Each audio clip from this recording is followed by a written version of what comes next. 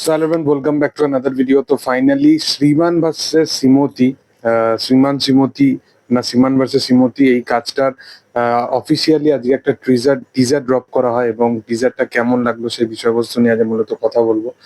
তো সত্যি কথা বলতে যে তিনজন অভিনেতা অভিনেত্রী এই কাজটার মধ্যে আছে ইটসেলফ, আমি এই কাস্টিংটা দেখেই প্রচন্ড পরিমাণে এই কাজটার জন্য এক্সাইট হয়ে গেছি। মানে বিশেষত ভাবে আমি সচরাচর এইরকম কাইন্ড অফ বাংলা টিজার বা ট্রেলার দেখে আমি বিশালভাবে এক্সাইটমেন্ট হয়ে যাই না, কারণ এই যে জনারটা আমার মনে হয় যে এই জনারটার মধ্যে একটুখানি ট্রানজিশন দরকার।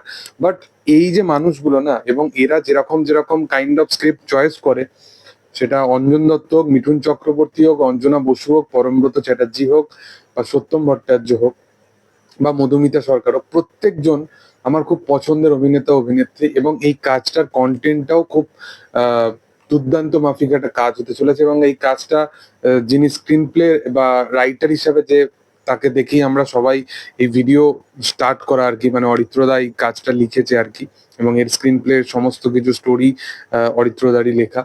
তো এই কাজটা নিয়ে আমি প্রচন্ড পরিমাণে প্রথম থেকেই, যখন এর মূলত কিছু ক্লিপ বা কিছু পোস্টার সামনে আসছিল, সেগুলো দেখতে খুব প্রমিসিং লাগছিল।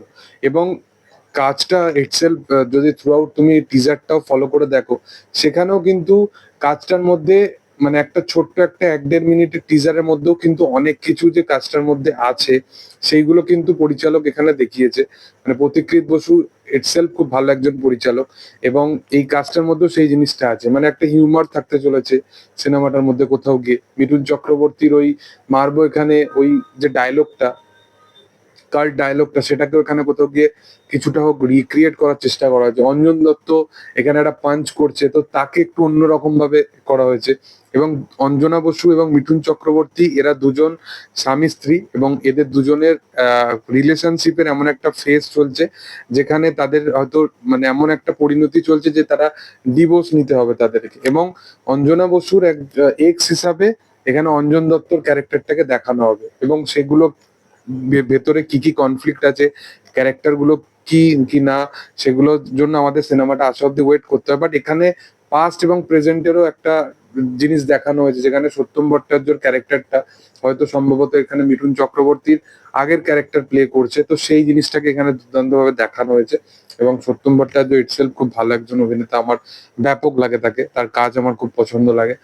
আর এর সাথে সাথে এখানে পরমব্রত চ্যাটার্জি এবং মধুমিতা, এদের দুজনের একটা কেমিস্ট্রি দেখানোর চেষ্টা করা হচ্ছে। তো মূলত 3-4টে এখানে বলতে পারো ক্যারেক্টার আছে যেগুলো খুব স্ট্রং ভাবে টিজারের মধ্যে এগিয়ে এসছে, এবং এই কাজটা খুব প্রমিসিং লাগছে টিজারটা, এবং কাজটা আশা করব খুব ভালো একটা কাজ হতে চলেছে দেখার। এবং এই কাজটা তারা মেকারসরা ডিসিশনও নিয়েছে, হয়তো এই কাজটা মে মাসের যে ক্ল্যাশ আসছে সেই সময় তারা আসবে না, তারা হয়তো কাজটাকে বোধহয় প্রিপোন করেছে, কাজটা কিছুদিন আগেই চলে আসবে হয়তো।